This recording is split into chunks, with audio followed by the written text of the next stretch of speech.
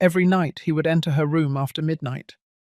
The truth turned Christmas into a nightmare. And if you have ever felt like something terrible is happening under your own roof, but everyone is making you believe you are crazy, today I am going to tell you something I never thought I would share. And if you, for just a second, feel that this seems familiar, I just ask you to leave a like and subscribe. It is going to help me continue venting. My name is Carol Dawson. I am 63 years old, and I have lived in Atlanta, Georgia since I was born. I thought I knew my family. I thought that after 35 years of marriage to Robert, I could trust him. I thought that our daughter Hope was the jewel of our lives, and that our son-in-law Charles was a good man. I was wrong about everything. It was December of last year. The air smelled like gingerbread and apple cider when I started noticing strange things. Robert, my husband, had inexplicably changed his nighttime habits. For decades, we slept together in our master bedroom in this house, in the quiet suburb that we bought when we were young, investing every dollar we earned working at the Peachtree Farmers Market. But since November, Robert had started getting up every night around 12:30. At first, I thought it was prostate issues. At his age, 67 years old, it was normal. But when I asked him in the morning, he denied even getting up. "You're imagining things, Carol. I slept like a baby all night," he would tell me as he spread butter on his toast, without even looking me in the eye. One night in the middle of December, I decided to pretend I was sleeping. I closed my eyes and waited. Punctually at 12:37 a.m., I felt Robert get up, being careful not to make a sound. His bare feet crossed our cold tile floor. He opened the door with the delicacy of someone who does not want to be discovered and stepped out into the hallway. My heart started pounding so hard I thought it would give me away. I got up silently and walked to the slightly ajar door. From there I could see the hallway connecting the 3 bedrooms in our house, ours, Hope, and Charles's, and the small one where my 11-year-old granddaughter Sophia slept. Robert headed straight for our daughter's room. He softly tapped the door. She opened it. He went in and closed it behind him. A cold sweat covered my entire body. What was my husband doing in our daughter's room at that hour? Charles, her husband, worked as a night security guard for a company and did not get home until 6 in the morning. Hope was alone in there. I returned to bed, trembling, but I could not sleep. Every noise in the house startled me. Was it normal for a father-in-law to visit his daughter in the middle of the night when her husband was gone? Was it normal for my husband to lie to me about those nighttime meetings? The next morning, during breakfast, I tried to approach the subject subtly.